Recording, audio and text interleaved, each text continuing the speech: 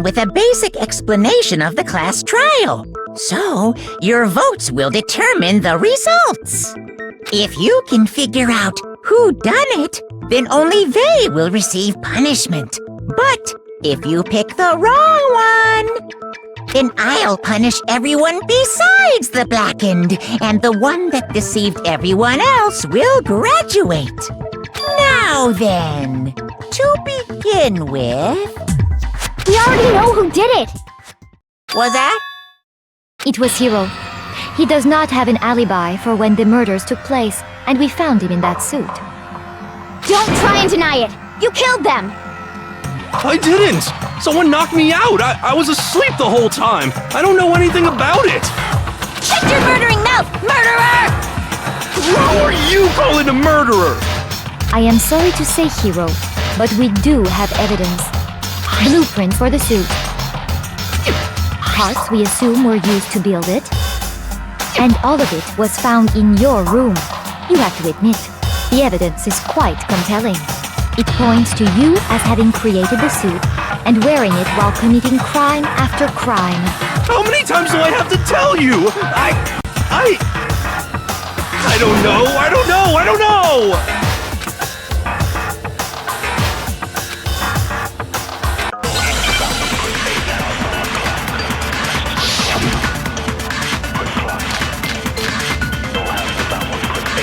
Everything we found in your room. The blueprints, the suit parts, No, it's wrong.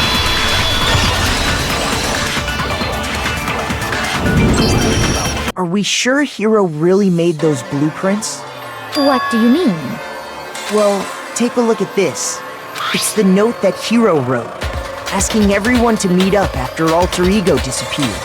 The handwriting's obviously different, wouldn't you say? When you compare it to the blueprints. There's no way you could think the same person made both of them. Unless that person made it a point to disguise their handwriting. No, the differences are bigger than that, I think. Come on! I'm not smart enough to think of trying to change my handwriting anyway. So Makoto, are you saying you don't think Hiro's the culprit? And he is not the only one. I think Hiro is innocent as well. What? Then who was in that Robo-Justice suit? Is it like Hiro said? Was there really someone running around in a second suit? The suspicious individual hidden within the suit. Go ahead, Makoto. Tell them who it was. So, who was in the Robo-Justice suit? I got it! Other than Hiro, I can't think of anyone else it could have been. Obviously, he was the one in that particular suit, and we never found any kind of second suit. Then there can be no doubt. Hiro is the prime suspect. That doesn't make any sense! You just said Hiro didn't do it! It makes perfect sense. Hiro was the suspicious individual in the suit, but he's not the culprit. So what you're saying is... That's right. The culprit in this case has nothing to do with being in the Robo-Justice suit. What? Now that's a bold assumption! And what reason do you have to make such a statement? You do have a reason, yes? Of course. But before we get to that, there's something else we need to clarify first. So let's get that out of the way. Hey, stop trying to boss us around! All things have a proper order. So what is it? What needs to be clarified? We must clarify the method of transportation for Taka's lifeless body. It would seem that his corpse was moved using certain particular items. Makoto, can you tell us what they were?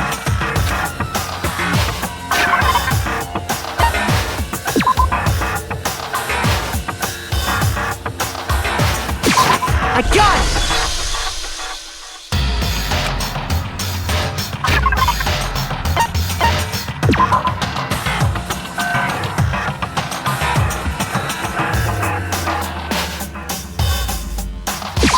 I got it! They were a dolly and a tarp, right? So, let's see if I can explain. Taka's body disappeared from the equipment room. And then we rediscovered it in the repository. And when we found it for the second time, it was wrapped in a blue tarp, right? It was the same tarp that up until then was stored in the equipment room. So the killer must have seen it there and decided to use it when they moved Taka's body. That way, they wouldn't leave any bloodstains while they were moving it. Okay, that explains the tarp. And the dolly? Same thing. I'm sure the dolly was in the equipment room when we first found Taka's body there. But when the body disappeared, so did the dolly. Later, when Taka's body reappeared in the repository, so did the dolly. In other words, you think they used the dolly to move the body, am I right? But are you sure you are not mistaken? Huh? Are you absolutely positive the dolly was in the equipment room when we found Taka's body? That dolly was made specifically for moving large objects between the repository and the art room. It would be very strange indeed to discover it had made its way to the equipment room. Is it not possible that it was in the repository all along, and you simply didn't realize it? She's raised an objection. How do you respond? There is no shame in being wrong. Nobody expects much from you anyway. We have all accepted the fact that you rarely understand what is going on around you.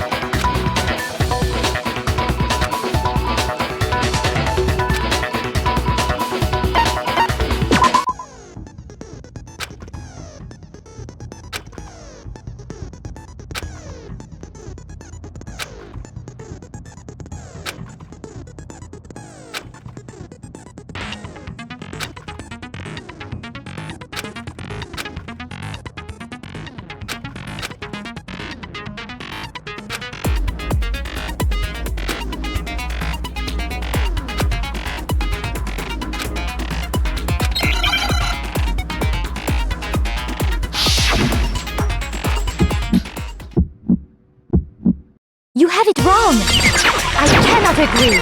You are a fool! So pathetic! Lies will get you nowhere! Do your worst! You miserable wretch! I cannot agree! You are a fool! Do your worst! You have it wrong! I cannot agree! You are a fool! So pathetic! Lies will get you nowhere! Do your worst! You miserable wretch! I cannot agree! You are a fool! Do your worst! I cannot agree! This should prove it!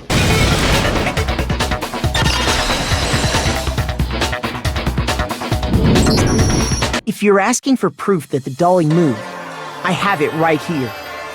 When I found the dolly in the repository, one of the wheels had a blood stain on it. There was a pool of blood in the equipment room with a tire mark in it that matched the dolly wheel's tread. The killer probably rolled the dolly through the blood on accident as they wheeled the body out of the room. And as the blood dried on the tire, they moved the body into the repository. So there's my proof that the dolly was used to move Taka's body. Well, anyway, that was just something we had to get out of the way. Let's get back to the main subject. Yeah, the subject of how Robo-Justice didn't do it. Because if it's not a killer robot, then what kind of robot is it? I'm not sure that really matters. I'd be happy to explain why the occupant of the suit couldn't possibly be the killer. If you look back on how the body was transported, it will become immediately obvious.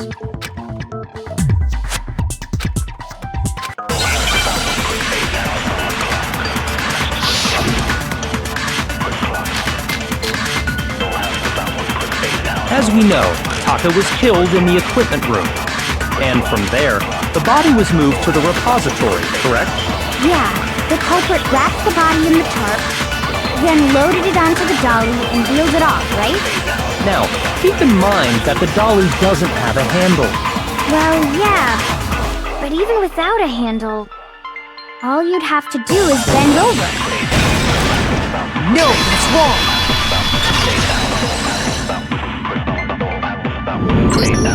You're absolutely right that you could push a dolly without a handle if you stoop down low.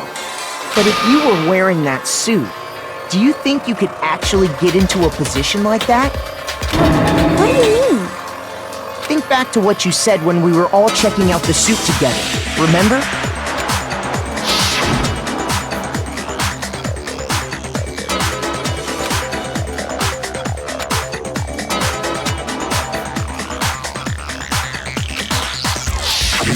When you're in that suit, not only can you not see your feet, but you can't even bend at the waist.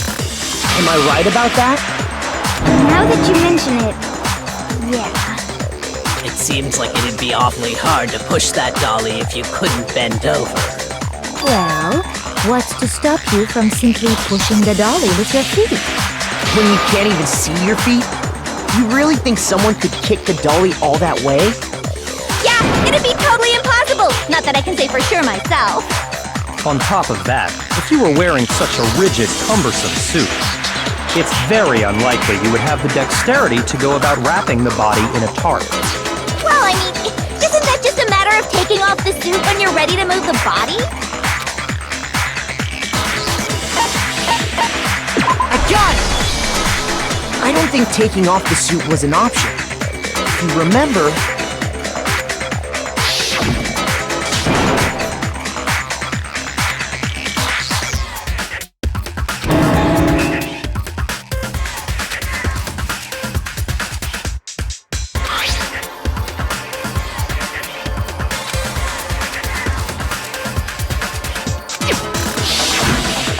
True. It seems impossible to put the suit on or take it off without help. Then, you really can't take it off by yourself? Hero wasn't just making it up? Of course I wasn't making it up. if he could have gotten it off by himself, I don't think he would have let us see him wearing it. Showing up in the suit was basically an invitation for everyone to suspect it. Yeah, that's right. So, it's really, really true that Robo-Justice couldn't have moved the dolly? To be clear, whoever did move the body, it couldn't have been Hero in the robot suit, correct? No, wait. Just a second, if you please. Have you forgotten about the picture that I took?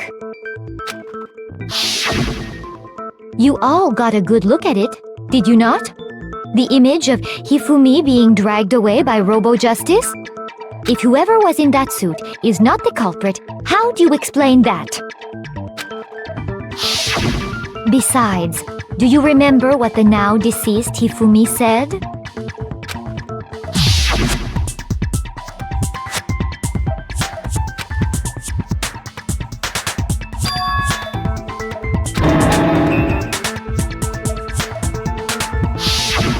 So long as those facts exist, the proper conclusion is beyond question. The individual inside the suit and the culprit are one and the same. It was Hero, without a doubt. Yeah, that's gotta be right. Hold on a second. It's still far too early to reach that conclusion. Besides, there's no hurry to decide who did it. Before we rush to a verdict, shouldn't we explore every single possibility? Instead of seizing on one viewpoint, the truth is uncovered by analyzing things from every angle. Perhaps, but where do we go from here? Let's review this series of unfortunate events from the beginning. Maybe we'll uncover something new. What a pain in the ass! I don't disagree, but our lives are on the line.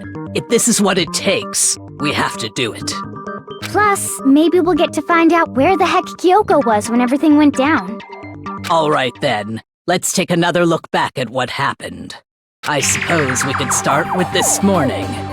4 of us gathered together in the dining hall. Makoto, Hina, Kyoko, and myself. We waited there for quite a while, but nobody else showed up, so we went to look for everyone. That was around 8 a.m. And as soon as we split up, Kyoko went missing.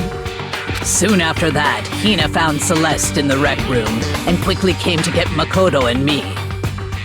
It seems I was unconscious for about an hour after I was attacked by my mystery assailant. I know it was an hour because I remember being attacked a little after 7.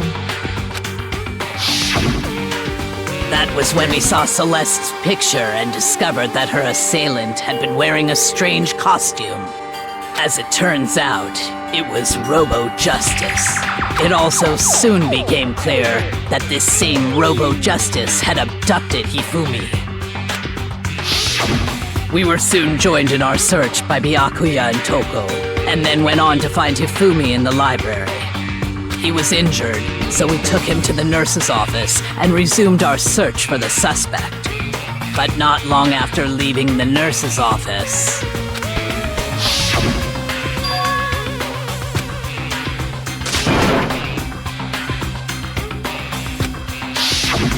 When Celeste told us that, we decided to split up and search the second floor.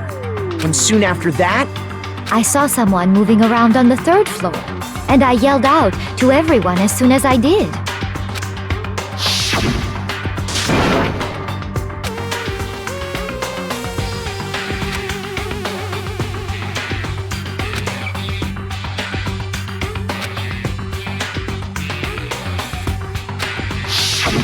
and then...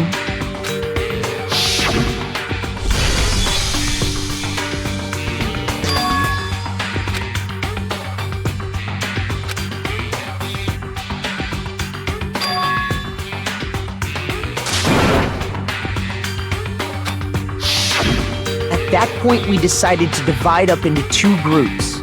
Celeste, Hina, and I went back to the nurse's office, while Sakura, Byakuya, and Toko chased after the suspect. When we got back to the nurse's office, we found Hifumi, dead. And that's when we heard the body discovery announcement. I left Celeste and Hina there and headed back to the 3rd floor to let the others know what had happened. Meanwhile, we had just discovered Taka's body in the equipment room. We must have found both bodies at almost exactly the same time, because we heard the same announcement not long after we discovered his body. And that's when I told you guys about Hifumi. Then the 3 of us headed for the nurse's office. But right after we left the physics lab, we ran into Celeste, who'd arrived after us, and she told us something very surprising.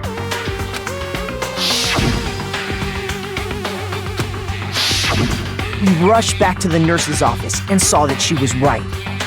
Then we remembered we'd left Toko passed out in the equipment room, so we hurried back again.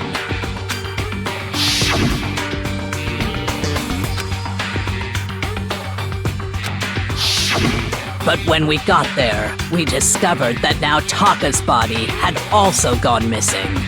Next thing we knew, we were searching the school for 2 missing dead bodies. And after some time... Celeste informed us that she'd found the bodies, and we all headed to the repository, which is where we rediscovered the corpses. I think that about covers it. I see. The whole thing sounds exceptionally complicated. It certainly seems to me that these are not a simple series of connected events. Okay, well, if that's true, then what? Rather than a single series of events, I think we have to consider each murder a separate situation. And from there, we can uncover the contradictions surrounding all of them. Now then, let's get started, beginning with what happened to Taka.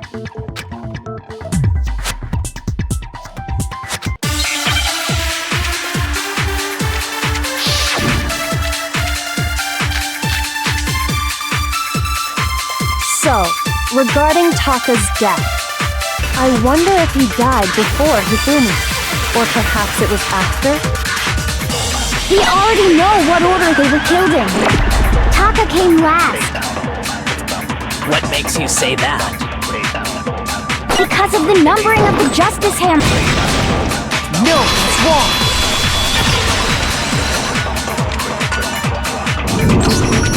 Hold on. There's no reason to assume that the hammers were used in the same order as their numbers. If anything, that's just another way the killer tried to disguise their actions. So you're saying the culprit wanted us to think the hammers were used in order, but in reality, Taka was killed before Hifumi? Okay then, let's see the proof.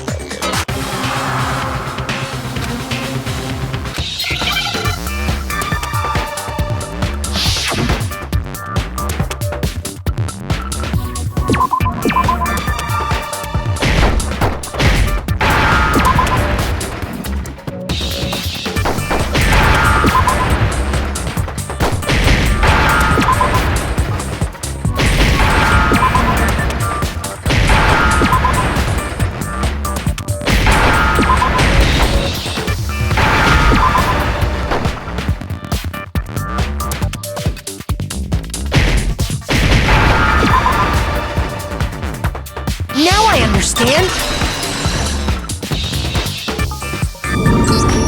I've got it! Taka's wristwatch! See? Look! It broke with the hands pointing just past 6 o'clock. It must have gotten broken when he was attacked by the killer. Because as of last night,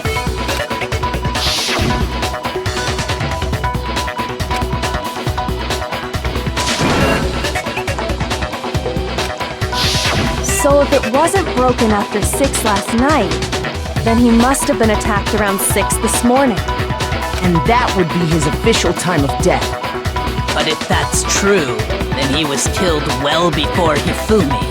And before Celeste was attacked this morning, which happened around 7. That's right. Taka was killed before any of the other incidents took place. That simple fact slipped past all of us. We made the wrong assumption about the order of events, all because of those justice hammers. That's exactly why the culprit wrote the numbers on each hammer and had them increase in size. That way, when we saw how they were used in each incident, we'd easily make that wrong assumption. Now, if Taka was killed around 6, then everyone's alibis for his murder go out the window. Because when he was killed, we hadn't met up in the dining hall yet. That may be true in the case of Taka's murder.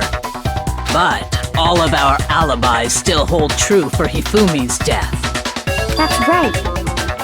With him, at least, we're all safe.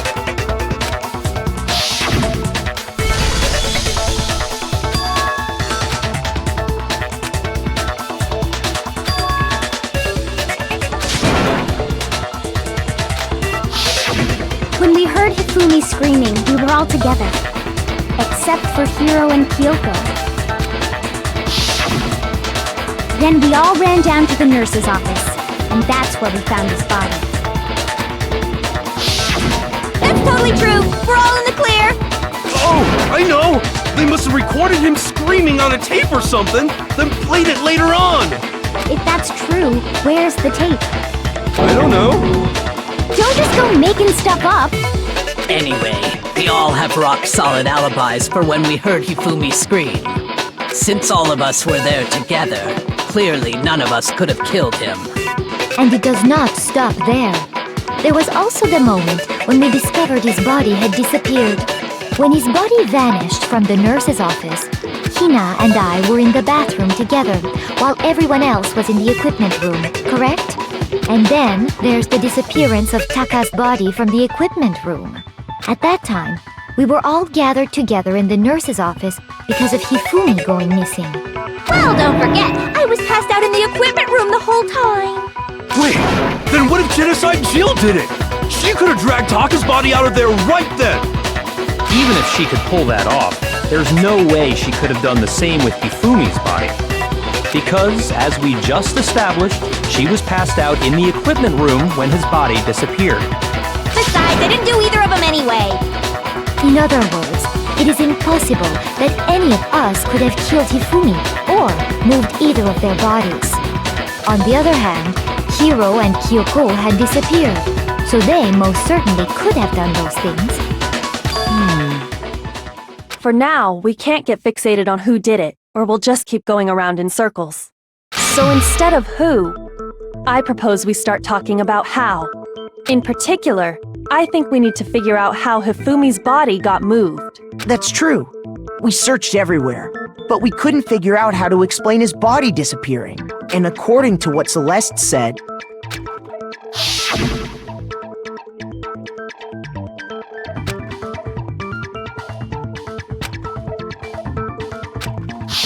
his body apparently disappeared in the 1 minute her and Hina took their eyes off of it.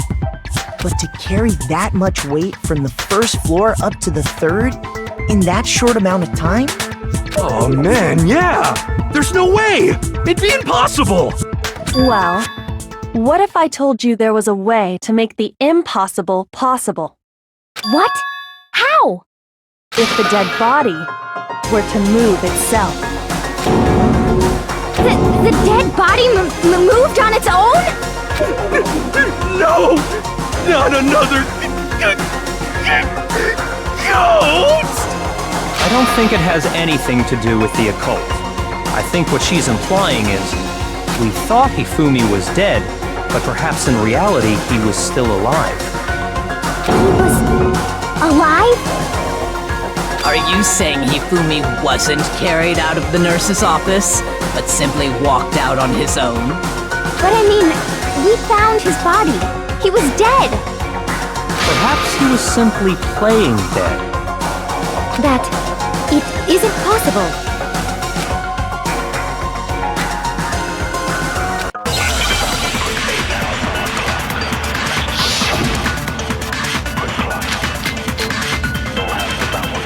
Are you saying that when we first found Hifumi in the nurse's office, there's a chance he was actually still alive?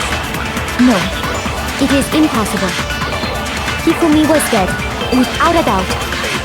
And you know that how? Surely you heard the body discovery announcement along with the rest of us. Hifumi's dead body had been found. And that is why the announcement was made.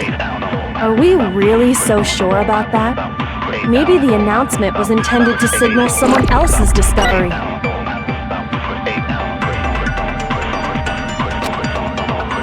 Are you saying that when we first found Hifumi in the nurse's office, there's a chance he was actually still alive? No, it is impossible. Hifumi was dead, without a doubt. And you know that how? Surely you heard the body discovery announcement along with the rest of us. Hifumi's dead body had been found. no, that's wrong!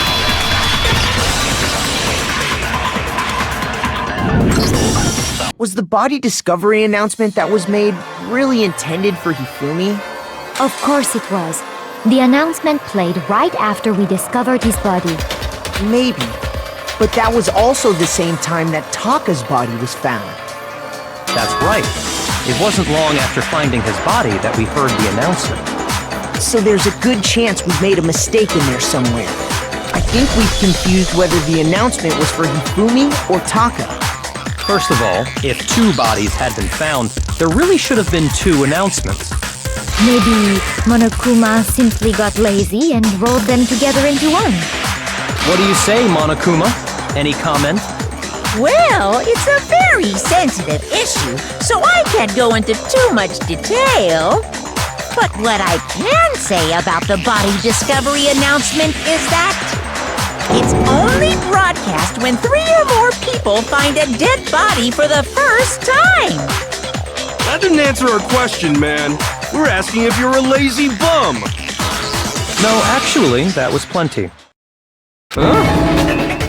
He said it's only broadcast when a body is discovered for the first time, which means even if we find the same body again later, he won't make the announcement again. If that's true, then why was the announcement made again later on? Huh? Later on? Exactly. We heard the body discovery announcement twice.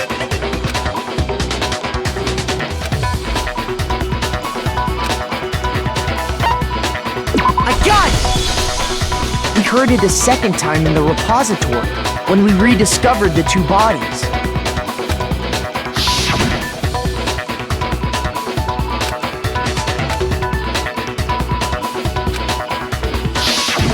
It didn't seem weird at the time, but it contradicts what Monokuma just told us, doesn't it? Exactly. If we were actually rediscovering both bodies, the announcement shouldn't have played. And in reality, when the two dead bodies were rediscovered, one of them was actually being discovered for the first time. So, when we found Hifumi the first time in the nurse's office, he wasn't actually dead yet. Meaning, he wasn't actually found dead until we came upon him in the repository. And that's just part of it. There's one other thing that leads me to believe he was still alive in the nurse's office. Oh, I know! Because he was super good at playing dead! Bada bing, bada boom! That is the worst logic I have ever heard. But honestly, I do not think there's anything that can prove he was still alive. Okay then, let's take another look at the events surrounding the discovery of his body. Then it should become clear whether he was really alive or not. This whole thing is pointless.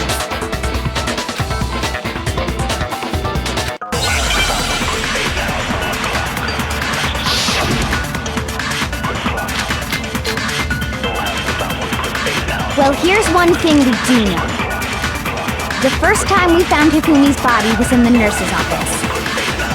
And then, while me and Celeste were in the bathroom, his body disappeared. And the next time we saw his body, it was in the repository. But when you compare his body before being moved and his body after being moved, other than the change in how it was positioned, there was no notable difference. No, that's wrong!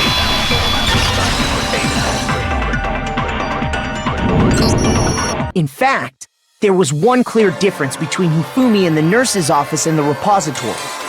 His glasses. That fact alone proves that he was only playing dead in the beginning. Perhaps you'd like to fill the rest of us in? When we found Hifumi in the nurse's office, his glasses were covered with blood. But when we found him again later in the repository, they were spotless. And I found the item he used to wipe them clean in the nurse's office trash can.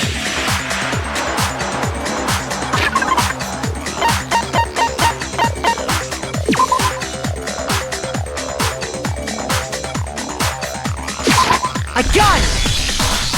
It was a glasses cleaning cloth featuring a certain cartoon mascot. One look at the bloodstain on the cloth should make things clear. This piece of cloth was used to wipe Hifumi's glasses clean. And the mascot on the cloth is the same one that's on the digital camera, right? And whose digital camera was it? Hifumi's, of course. The character was Princess Piggles from Demon Angel Pretty Pudgy Princess, I think. I highly doubt anyone but Hifumi would have brought something like this to school. I see your point. And the only people here who wear glasses are... I wouldn't be caught dead using a tacky piece of garbage like that. A few tissues is all I need to keep my glasses clean. Then there's no question. It belonged to Hifumi. So what you're saying is... What exactly? What I'm saying is, the blood on his glasses was wiped away using his own glasses cleaning cloth. Even if that is true, it does not mean he wiped the blood off himself. But who would benefit from a clean pair of glasses other than the glasses owner? That's a good point. Then it must have been him, right? So let's assume that Hifumi was still alive in the nurse's office. He pretends to be dead. Then when he's alone, he wipes his glasses clean so he can see. Then he stands up and walks out on his own 2 feet. And with that, the impossible task of moving his copious corpse becomes possible, wouldn't you say? But then, if he was just pretending to be dead, What was with all that blood? Was it paint or something? The fridge in the nurse's office contains packs of blood for emergencies. He probably used one of those. He figured if he was gonna play dead, he should go all out, so he just dumped it everywhere!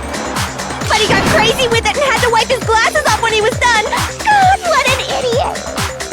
And if Hifumi was still alive at that point, the disappearance of Taka's body is easily explained. It should be perfectly obvious who must have moved Taka's corpse. I got it! It could only have been Hifumi.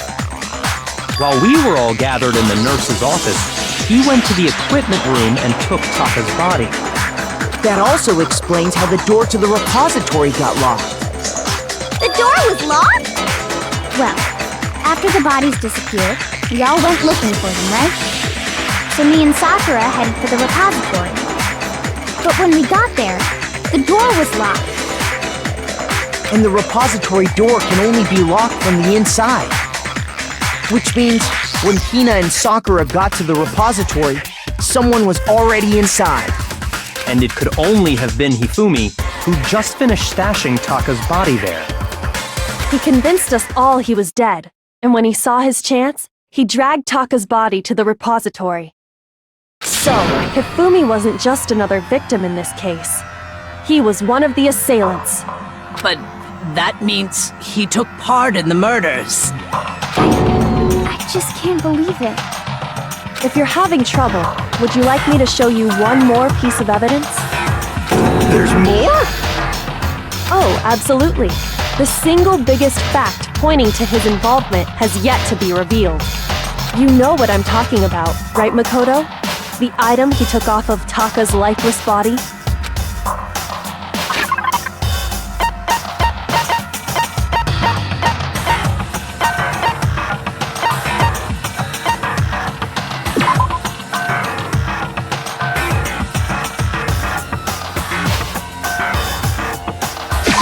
I got it! You're talking about the note Hifumi had hidden away, aren't you?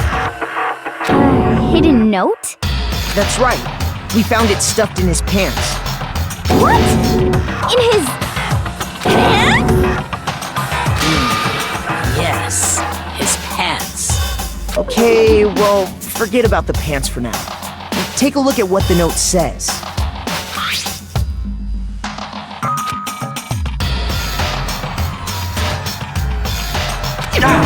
That's the note I was telling you about. The one that told me where to go. Huh? Wait, this one's a little different. In my note it said, Monokuma can't find out, so don't tell anyone else for now. Let's meet in the rec room at 1 a.m. I see. Then this note isn't the same one Hiro got. It's not the same? In other words, the killer got in touch with another person besides Hiro. And that person could only have been... I got it! That's right! Taka! The killer used this note to draw out Taka and murder him. Hello? Over here! Objection! Objection! I don't really understand what's going on, but Hifumi had that letter, right? So whoever wrote it wasn't drawing out TikTok, they were drawing out Happy! Just to be clear, TikTok is Taka and Huffy is Hifumi, right? Ugh! Yes! Why must you ruin it every time?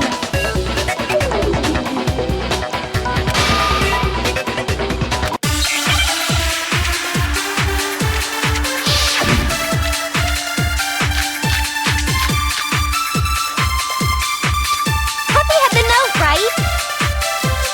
Then the person it was intended for must have been Happy! But remember what the note said. What time did it say to meet? 6 a.m., I believe. The time doesn't matter! The note has nothing to do with TikTok! No, that's wrong!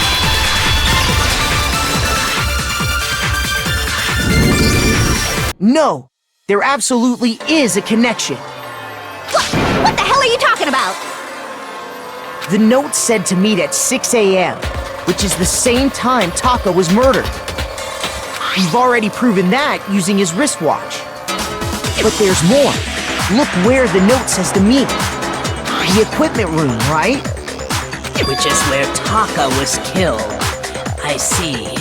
So, Taka was murdered at both the time and place written in the note. I think that should be plenty to show that this note was definitely meant for Taka. Well, when you put it like that. No further objections! Then someone used that note to trick Taka. Just the same as me. The culprit really is a cold-blooded monster. Telling people they found a way out. But if they gave the note to Taka, what was Hifumi doing with it? Stuffed down his pants, no less! Most likely, Hifumi stole it off Taka's corpse after he died. Huh?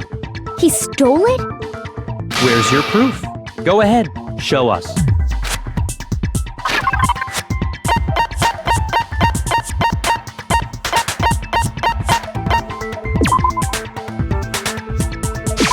I got it! When I searched Taka's body, I saw that his lifeless hand was gripping a small scrap of paper. If I'm right about this, the sheet of paper this piece came from is... I knew it! It fits perfectly with the note we found hidden on Hifumi. Then Taka's scrap and Hifumi's note. Yup, they're from the same piece of paper. Hifumi had the note meant for Taka, while Taka's corpse still grasped a small piece of that note. There's only one way to explain it. Taka died clutching the note.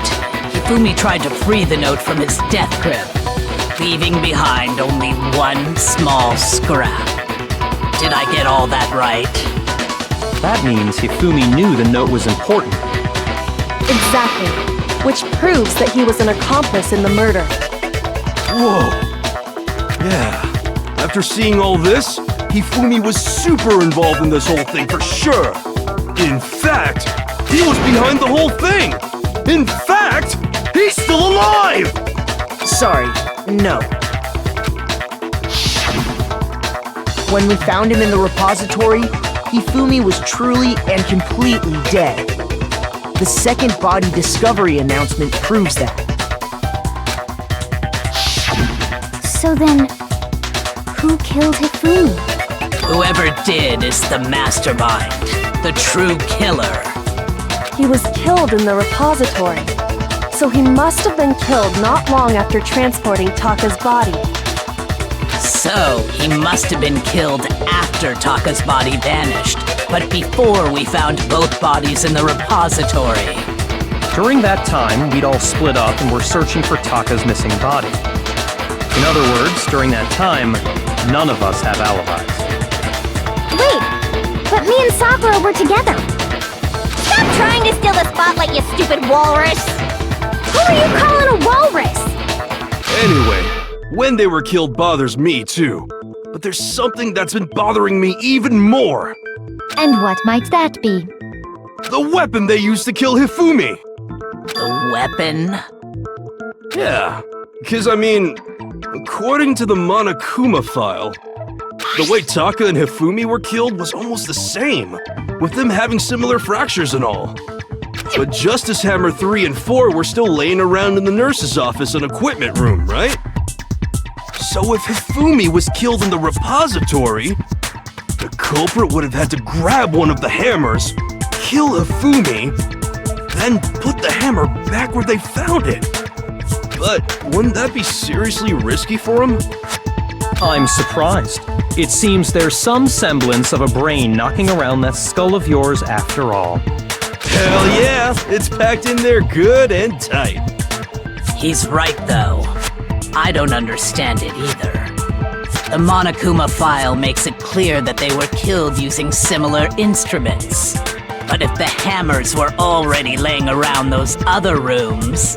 So the question is, how could the culprit have gotten their hands on either of the hammers? Personally, I haven't a clue. So which hammer was used to attack Celeste? Number 1 or number 2? Those were accounted for in other rooms too. And I don't think either one is big enough to kill someone. Then, Is it not possible they used a different weapon? I don't think it is possible. They were both killed with the same kind of thing, right? So then, what was used to kill Hifumi?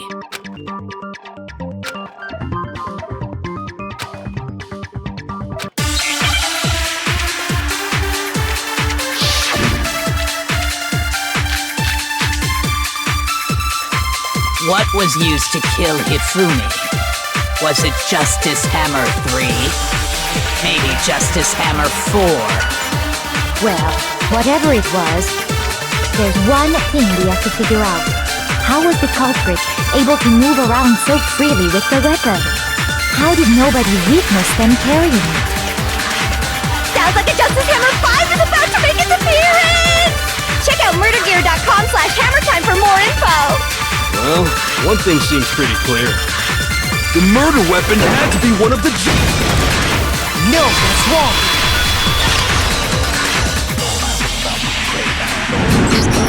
The murder weapon wasn't a justice hammer at all. No, it was something completely different. But, seriously? A different weapon? Specifically, a hammer from the repository. The killer could have easily used that to kill Hifumi. Now, all the hammers in the repository were covered in flecks of grit and debris. And for some reason, one of them had been scrubbed clean. And the reason it had been scrubbed clean was most likely because it was used to commit murder. If the hammer got covered in Hifumi's blood, of course they'd have to clean it off. I'd also like to point out that the repository has all kinds of hammers. Big ones, small ones, and even some flat mallet-like ones. I think whoever made the Justice Hammers used those as a basis for their design. If that's true, that would explain the Monokuma file's note about the wounds being similar. So Hifumi moved Taka's body to the repository, where someone then used a hammer to kill him. whoever did that is the true killer. The one Hifumi was working with. And the one who betrayed him. Hold on a moment. I still think it's strange to assume someone was working together with him. The way the graduation rule works, there is no benefit to helping someone else carry out a murder. So the idea that anyone would work together like that is simply ludicrous. We talked about this, did we not?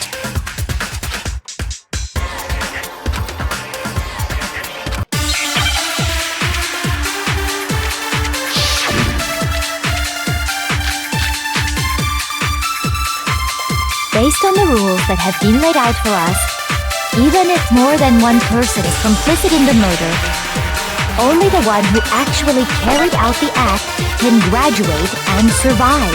Assuming the rule holds true, it is simply impossible that two people work together on this. That is how the rule was explained to us. But that only really applies if there's one murder, right? In this case, however, there were two murders.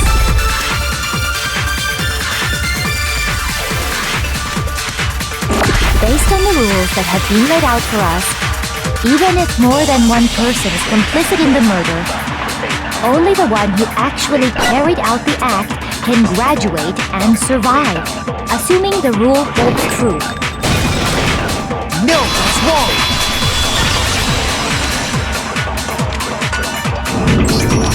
Since there were two murders, it's at least plausible that more than one person was involved. What do you mean? If there'd only been one murder, then yes, the idea of an accomplice isn't really worth considering. Naturally, if only one person can be saved per murder, an accomplice has no risk versus reward benefit. Risk versus reward benefit? The payoff for working together. The reward that balances out the risk of taking part in a scheme. There's no point in being someone's accomplice if there's no benefit to you. However, if there were some potential mutual reward for the risk, then cooperation becomes possible. You're saying that two people could act as each other's accomplices to commit two separate murders. I think that's what the true killer told Hifumi. they would each have an accomplice for their crime. And based on the case's events, Hifumi would have been the first one to act, murdering Taka.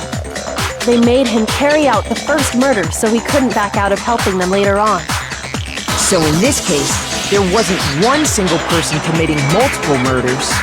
Instead, each person killed someone, creating two separate incidents. And it only looked like one person because that's how the true killer designed it to look. A single suspicious individual, a similar weapon used in each crime, disappearing bodies. By creating one seamless set of circumstances, they made it look like one person was behind it all. The mastermind picked their target and managed to convince him to go along with their plan. And then, to avoid the no accomplices rule, they simply killed their accomplice. Which, if true, means that betraying Hifumi was part of the plan from the very beginning. That's just awful! How could anyone be so cruel? You think so? I can't help but admire its cunning. Still, their choice of accomplice seems odd.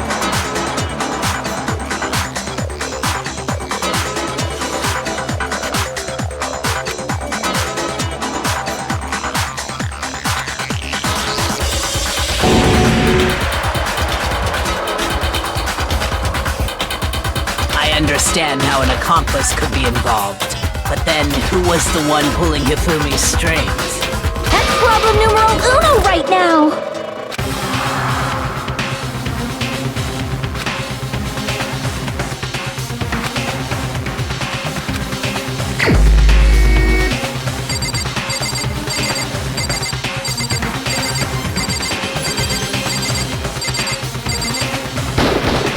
Here's my answer!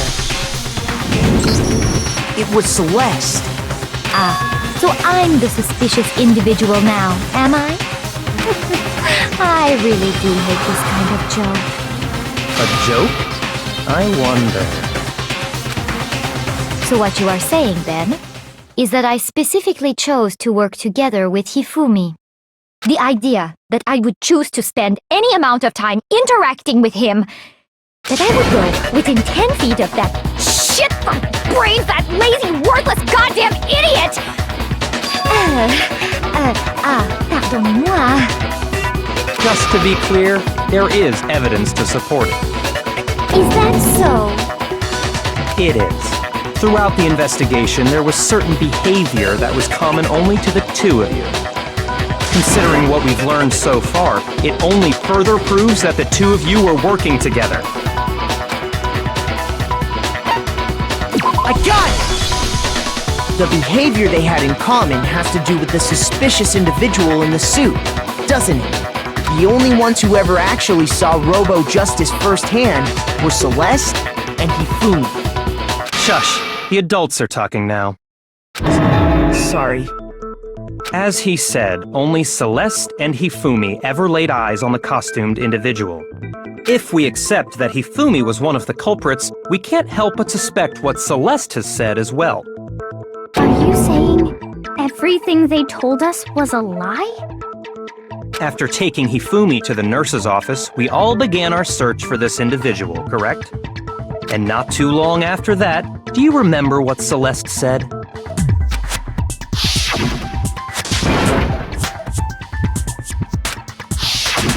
We headed to the second floor specifically because of what she claimed to have seen.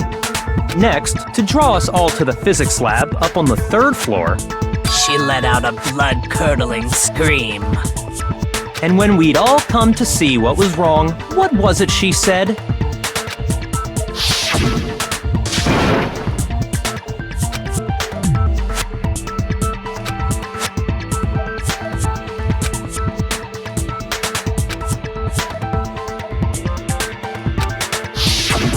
Once she'd done her job of getting us all up to the physics lab, it was time for her partner to get to work.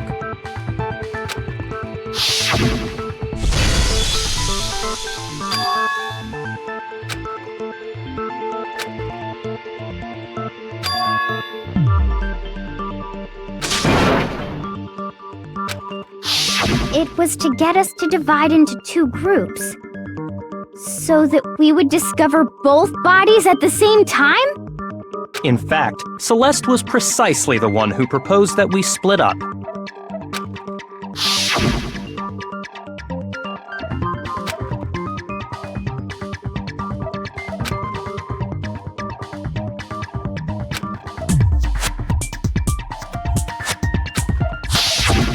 Well, if Celeste and Hifumi were working together, all those chance events suddenly become connected. And on top of that, that piercing cry of yours early on.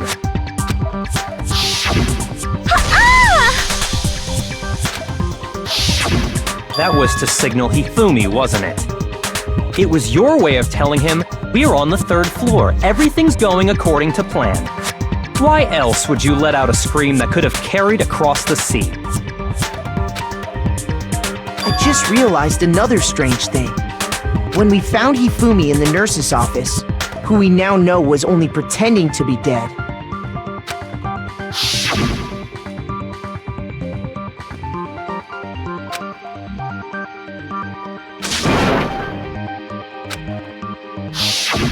Celeste, you were the first one to say he'd been murdered.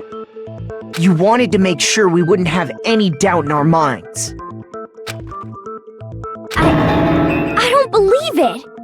Everything, the whole thing was one big act! Hina, you were with Celeste when Hifumi's body disappeared, right?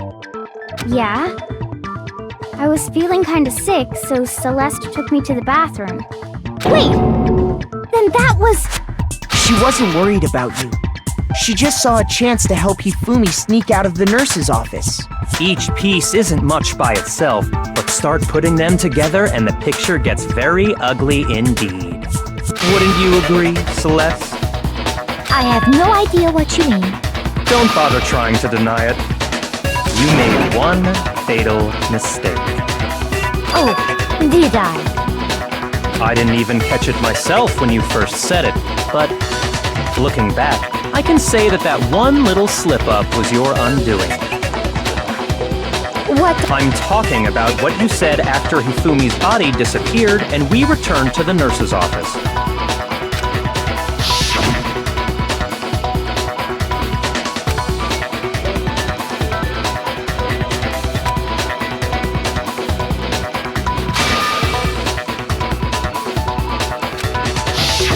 I remember her saying that too, but I don't understand what's so strange about it.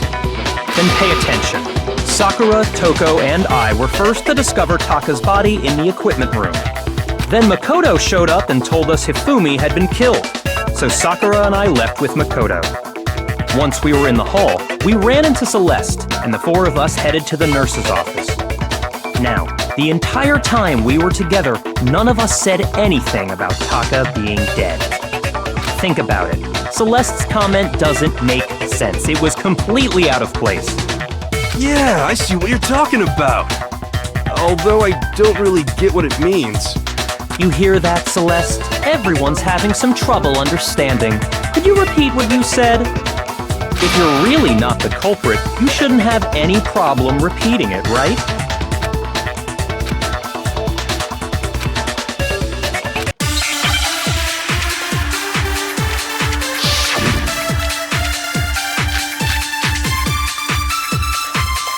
All I said was, they must really be enjoying this. Enjoying the sight of us standing around, frightened and confused. They must be positively elated. We are all going to die here. We are going to die, just like those guys died.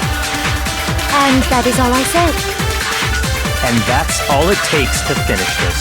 It's obvious, isn't it, what was so strange about Celeste's comment?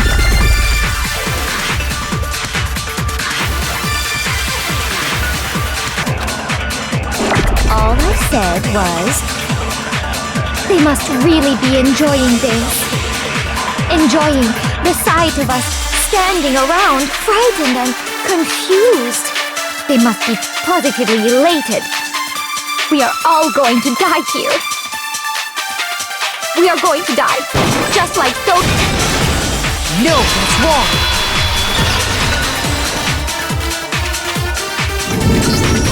That's right. There's no reason Celeste should have said, just like those guys died. When she said that, none of us had told her Taka was dead. Exactly. And we didn't run into her until after we were all out in the hall. So there was never any chance for her to have seen his body in the equipment room for herself. So how did you know, Celeste? How did you know more than one person had been killed? And how did you know they were both guys? Because Kyoko had also disappeared, right? So she could have been dead too. You all have such vivid imaginations. You know that? Imaginations? You claim that I was lying when I told you about the suspicious person I saw. Then what about the picture I took? How do you explain this picture of the costumed villain dragging Hifumi away? It has to be some kind of setup, right? So let's put the suit on, and then she used the camera's timer to... Have you so quickly forgotten? You are the only one who could have possibly fit into that suit. Plus, I happen to know that this particular camera does not have a timer. In other words, it is an unassailable fact that this is a picture of Hifumi being dragged away. If everything I told you was a lie, how can this picture exist? Simple. Are we sure that's really a picture of the suspect dragging Hifumi away? What could you possibly mean by that? Surely there are other explanations than the one you've offered up. No, there is no other explanation.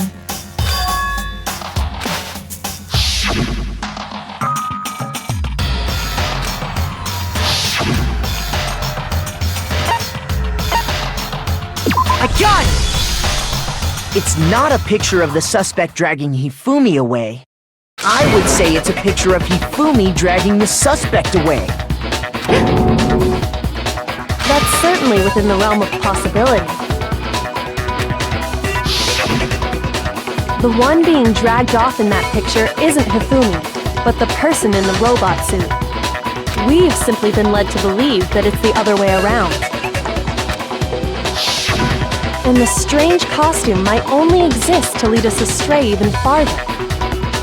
If you saw someone wearing something like that in this situation, of course you'd notice and be suspicious. That's what happened! You put me to sleep and made me out to be the bad guy in all this!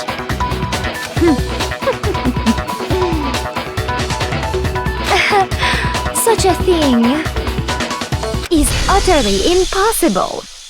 Hifumi was dragging him away? Ridiculous. Is it? I don't think it's ridiculous at all. Then shut your mouth and allow me to educate you.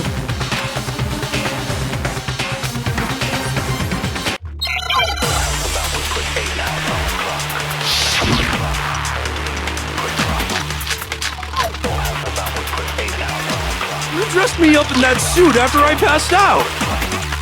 Then you just draped me across Hifumi and had him carry my weight! You tried to make me look like the bad guy! Like I said, ridiculous. As you can see in the picture, the suspect is standing perfectly upright. If the person inside the suit was unconscious, there's no way they could stand up straight. No, that's wrong!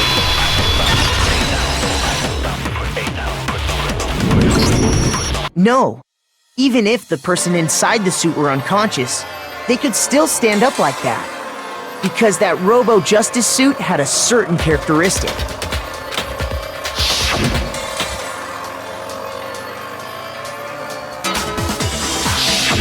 That's right! They totally made a mistake when they made it, so it couldn't bend at the waist. I'm not so sure that was a mistake. I think the suit was designed from the beginning to be used the way it was. Celeste and Hifumi took the suit they'd specially designed and stuffed Hiro into it. That's how they were able to fake that whole thing. The point of it all was to make us believe whoever was in the suit was to blame. Well then, I suppose this is checkmate. Checkmate?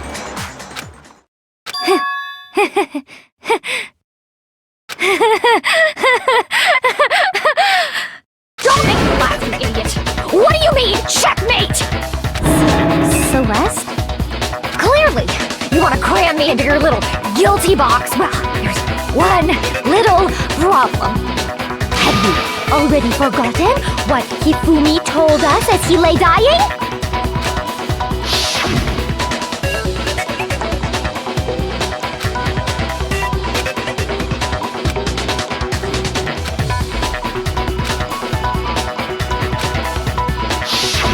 When we asked him who had attacked him, his answer was quite clear, was it not? He said, and I quote, Yasuhiro. In other words, Yasuhiro Hagakure! Right! But my name isn't really Yasuhiro! It's actually Taro! Your confusing statements don't make any sense. You're only making things more complicated. He did say Yasuhiro, but are we sure he was really pointing the finger at Hiro? What the hell are you talking about? I'll burn you alive! Kyoko, what do you mean by that? Think back to how Hifumi used to talk to us. How did he refer to each of us? I got it! That's right! Our last names! He called us all by our last names! Exactly. I know I heard him say Mr. Naegi more than once, for example. So if Hifumi did mean to say Hiro's name, he would have said his last name, Hagakure. I'm sure it was just incidental. By chance, his first name. Indecent? Don't talk. Random chance. Now isn't that a convenient explanation? No, there's no reason to think he would have said the name any different than normal. But he must have run out of energy before he could say any more. So Hifumi was trying to tell us the last name of whoever killed him? But the name he said doesn't apply to anyone here. Well, no. Hold on. There's one person it could apply to. And that's Celeste. She never actually told us what her real name is. What did you just say? To think you'd take your false accusation so far, I don't know whether to laugh or spit! Come on! Enough with your idiotic blather! Yasuhiro is a loser's name! Do I look like a loser to you? Well, do I? What? I think I've earned the right to be a little on edge. Okay, then fill us in. What's your real name? Make sure your ear holes are wide open and listen up! My real name is Celestia Ludenberg. Could you please stop making me repeat myself over and over again?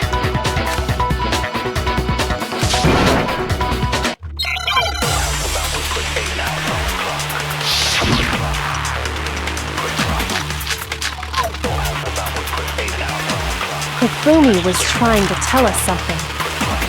He wanted us to know the killer's last name, Yasuhiro. If there's one person here who might have that last name, It would have to be you, Celeste. You haven't told anyone what your real name is. how many times do I have to tell you? My name is... Celestia Ludenberg, god damn it! How long do you plan to go on pretending? I'm not pretending. It's the truth. And since you have no way to contradict me, No, that's wrong!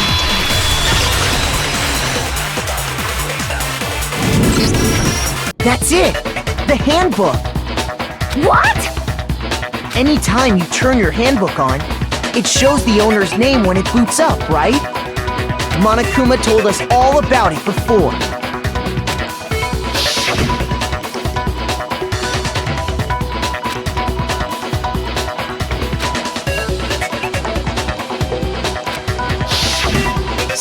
we have to do is check her handbook, and that'll clear up everything. That's how we can find out Celeste's real name. That's an invasion of privacy. I refuse to cooperate. Celeste, can you please just tell us what really happened? Please, just tell us. Even when I'm put in check, it's just my nature not to give up. Because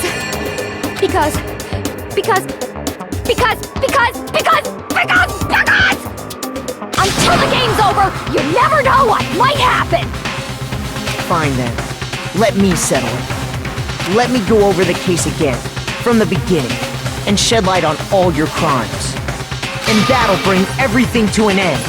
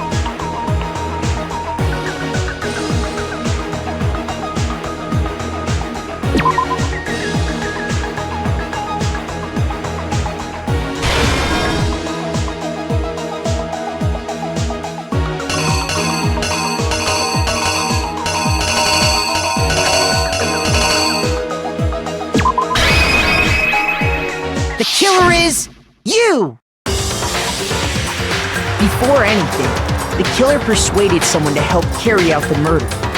And that person was...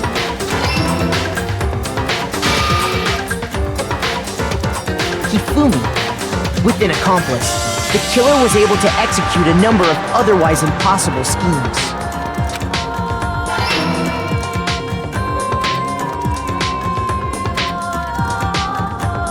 First, they convinced someone to meet them in the rec room last night at 1 in the morning.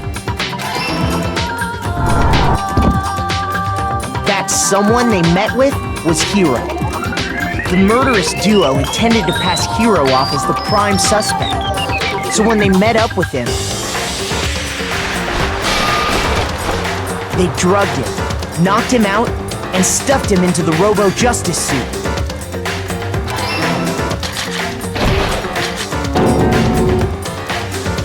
Next, Hifumi positioned himself to make it look like Robo-Justice was attacking them, while the killer used a digital camera to take pictures of the assault.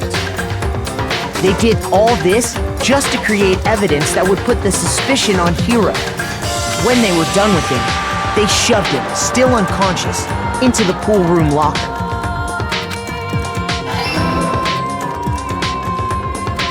And then finally, at 6 a.m., they moved into the murder phase of their plan.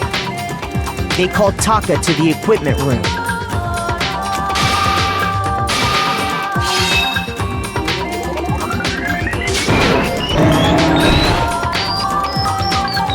And that's where Hifumi killed him, making it the scene of the first murder. The murder weapon was Justice Hammer 4, which was left there in the equipment room. The reason Hammer number 4 was used was to create confusion about the order of the crimes. So, next they falsified 2 more assault incidents. For these attacks, the killers pretended to be the victims to solidify Robo Justice as the suspect. The first fake incident was the attack in the rec room. There, the killers wanted us to see Justice Hammer 1 and the Robo Justice pictures they'd taken. They wanted to make sure we bought the surprise attack story. The second fake incident was the attack in the library. This time, they planted Justice Hammer 2 and an injured Hifumi to sell us that story. With these 2 incidents, the killers were able to create a certain preconception in our minds that the suspect was increasing the size of the hammers and attacking people in order as they did. We fell right into their trap and started looking for the suspect based on that. But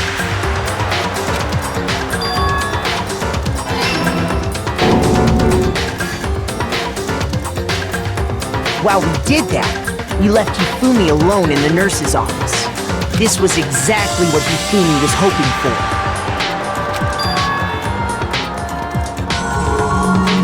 He took a blood packet from the refrigerator and Justice Hammer 3 and turned the room into a crime scene in which he himself had apparently been brutally murdered. He let out a scream to draw us back, and when we returned, that's what we found. Meanwhile, the other group that had been out searching found Taka's body at the same time. So when we heard the body discovery announcement, we naturally assumed it was for Hifumi. We left the nurse's office, and Hifumi once again took advantage of the situation. He simply got up and made his escape. When we learned his body had disappeared, we all rushed back to the nurse's office. And once again, Hifumi had the chance he was waiting for. This time, he snuck into the equipment room.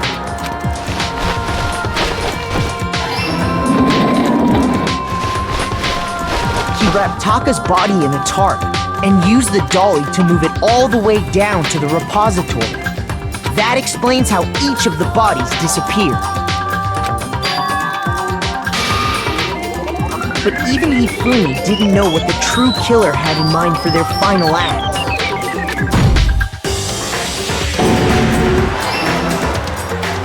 Their plan all along was to kill Hifumi and get rid of the one person who could betray them.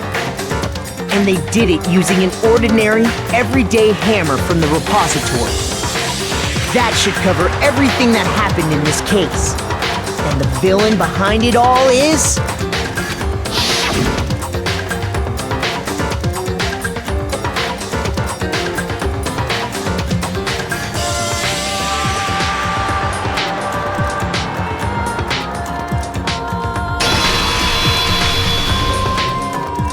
Celeste! Sorry, you lose. I lost? When was the last time I was forced to utter such words? They hang heavy around my neck. Then you admit it? You're the killer? Listen to you, trying to take charge, as if you're my private instructor. I, Celestia Ludenberg. Actually, no. Taiko Yasuhiro is fine. Taiko? So, you finally accepted it. I'm the kind of person, once I've lost, I don't like things to drag on. Interesting.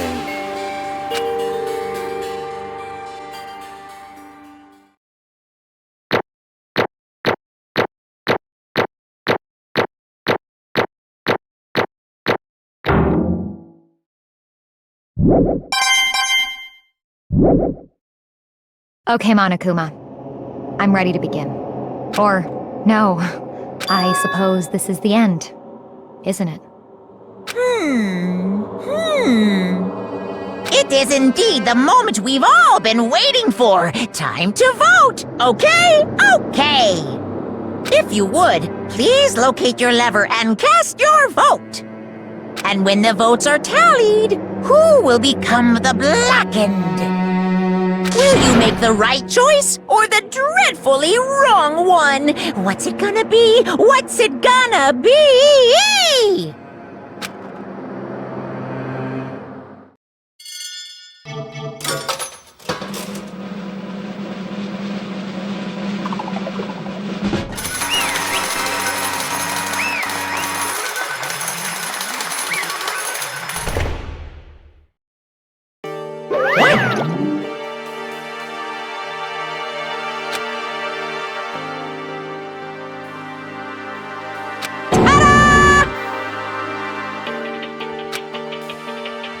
Honestly.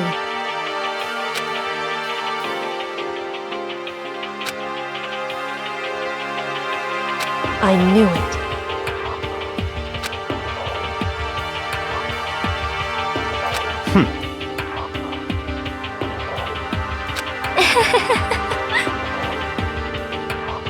So then...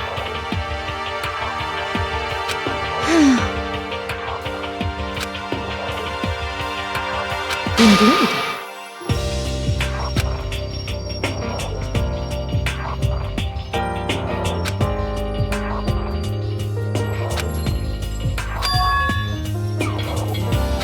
Say what? Just a second.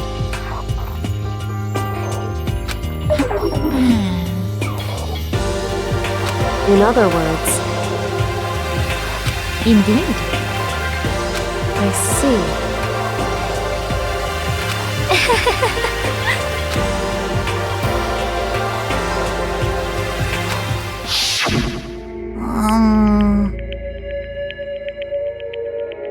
Actually...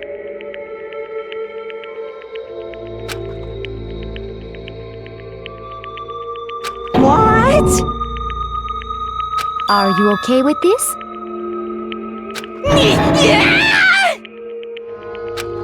So then...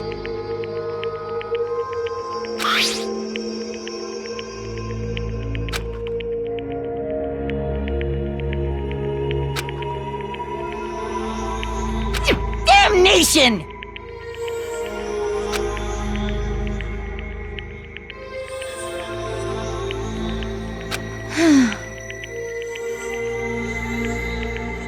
Say what?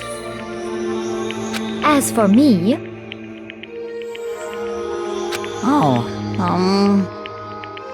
As for me...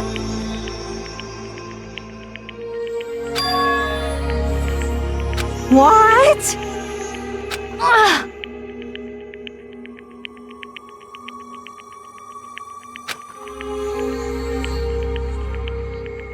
Damnation!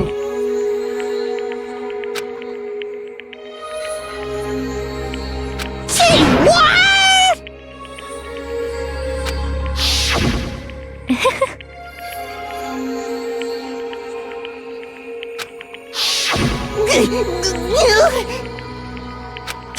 Completely unforgivable!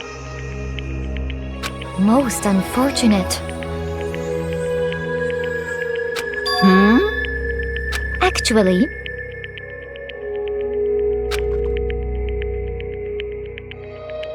What?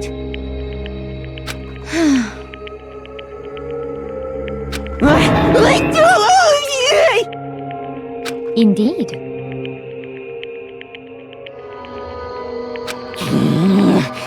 This is unforgivable! Completely unforgivable! Honestly.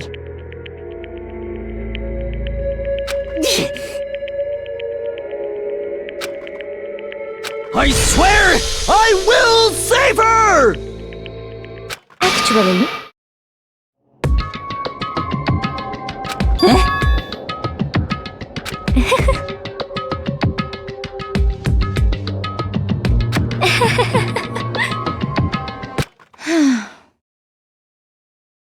Hmm?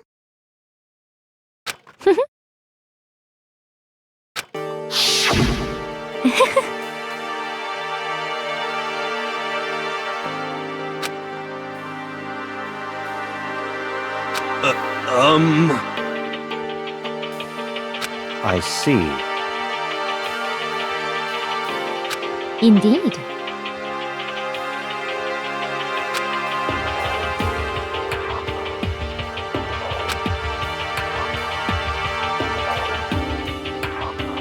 But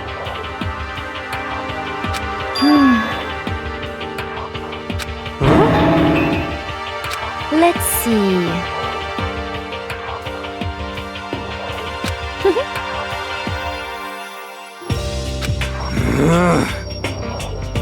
Well,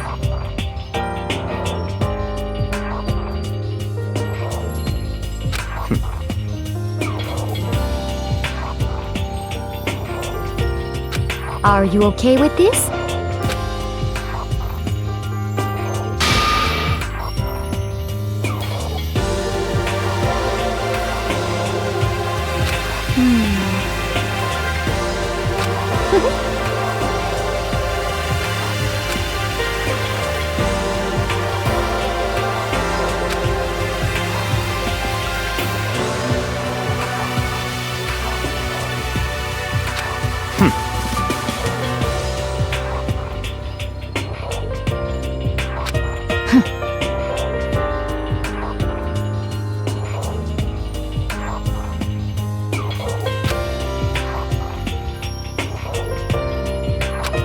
so in the end,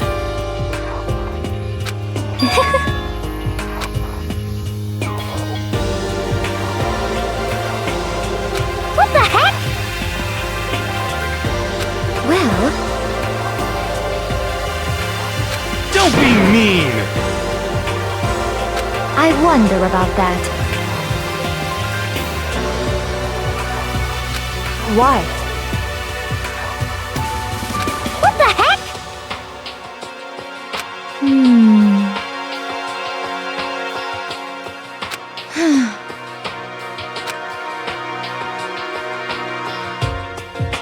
But You little bitch! Hey!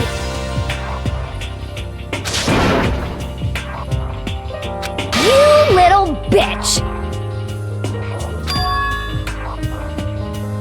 This is fine.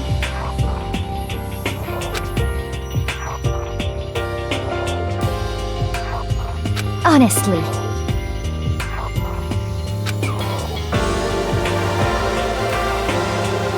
As for me, isn't it wonderful?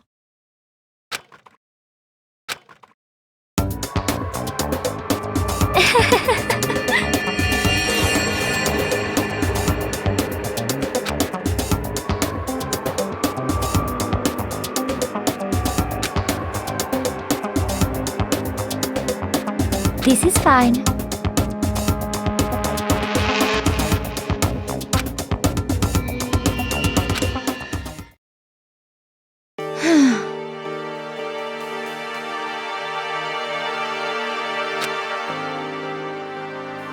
There is nothing to be done.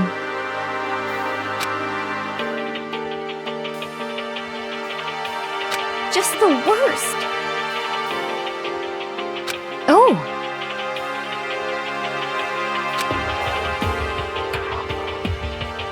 Do you understand?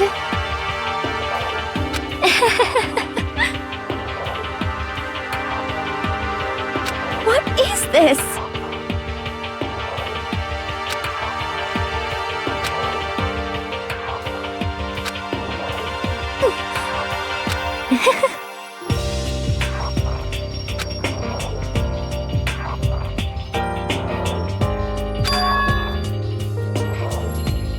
Yes, indeed.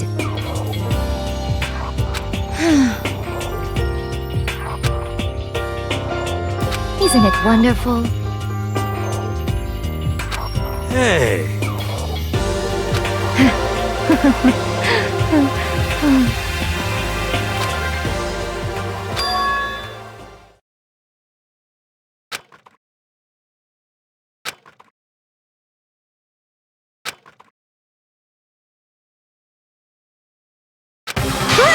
Chills! Kills!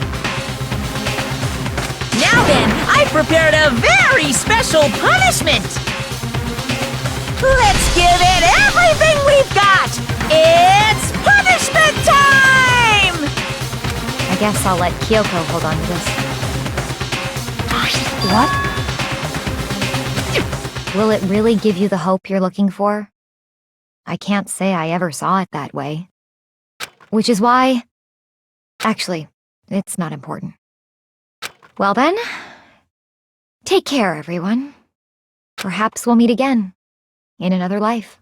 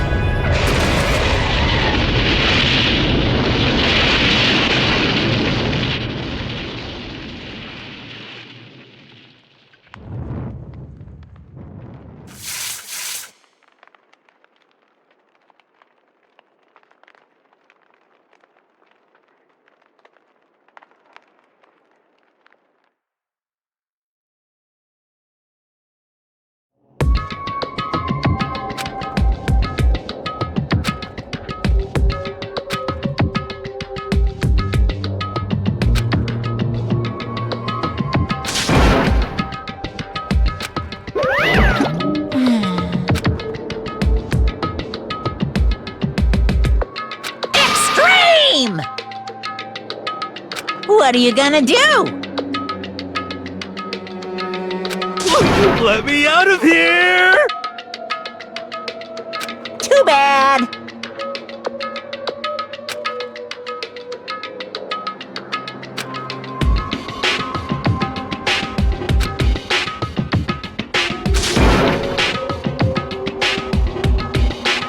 How strange.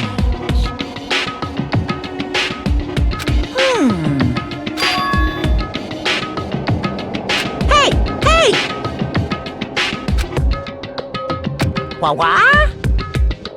So then... You... Ooh!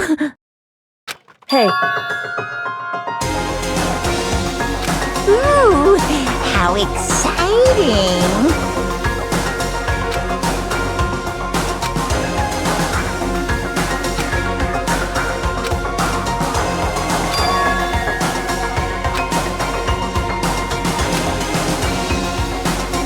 Hello.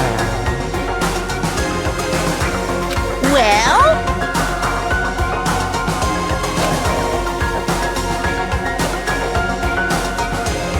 See ya later!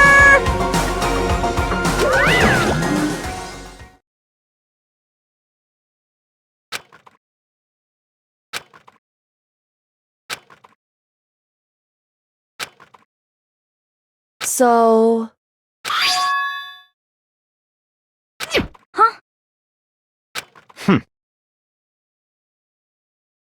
Hey, Indeed.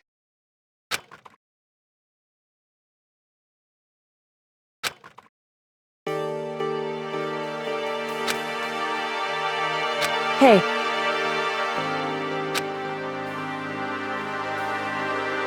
What? so... Come on.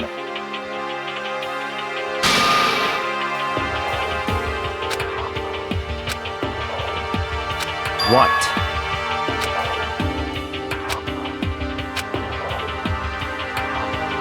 Goodbye. well then. Yo!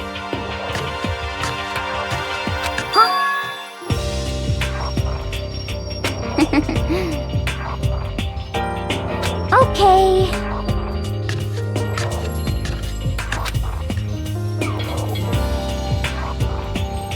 Shall we go?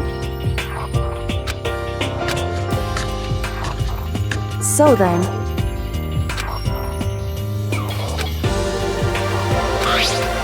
You really came.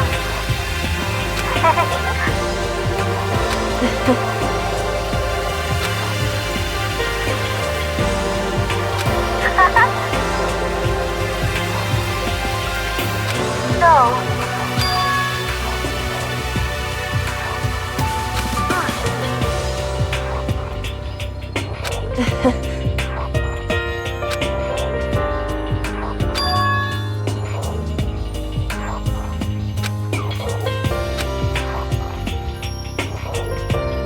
You...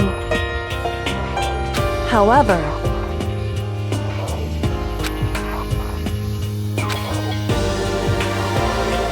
What?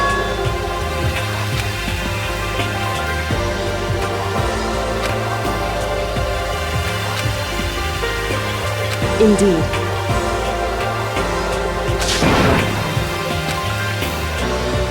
What?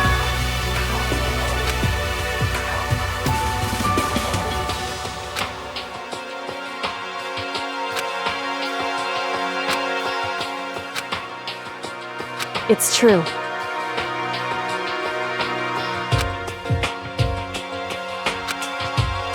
That's fine.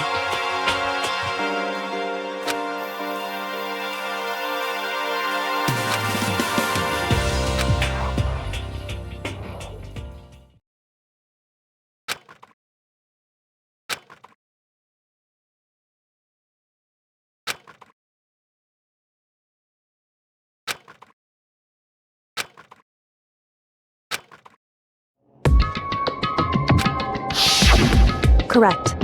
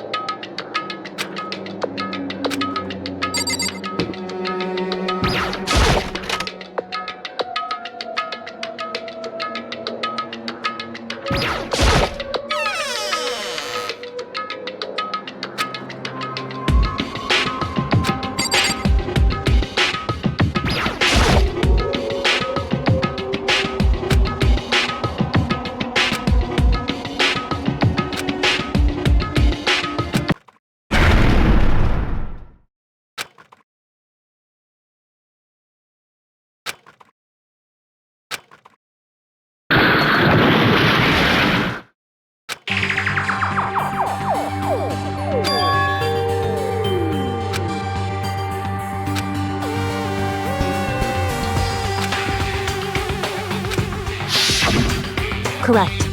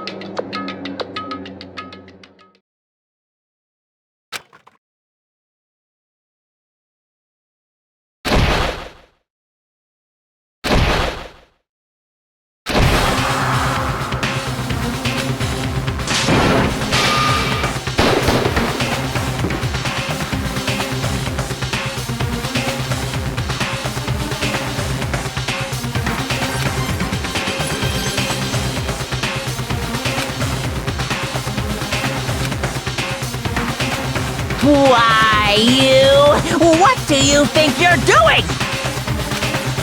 I asked you a question. What's the meaning of this? How dare you defy me? This wasn't part of the deal! I've made a decision. I will no longer retreat, no longer compromise, no longer regret. I've made my decision. I'm going to resist you. Okay. But you do realize what will happen if you go through with this, right? You haven't forgotten, have you? What I'm holding hostage?